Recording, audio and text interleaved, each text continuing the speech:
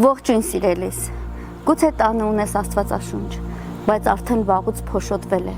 եւ ինքդ էլ չես գիտակցում, թե ինչքան զորություն կա Աստվածաշունչը իմանալու մեջ։ Աստծո խոսքն ասում է. ամբողջ գիրքն Աստվածաշունչ է, օգտակար ուսուցանելու, հանդիմանելու, ուղղելու եւ արդարության մեջ խրատելու համար։ Սիրելիս, սա Աստծո սիրո նամակն է մեզ։ Սա ամենամեծ ժառանգությունն է, որ հասել է մեզ Աստծուց։ Սա մեր կյանքի ուղեցույցն է։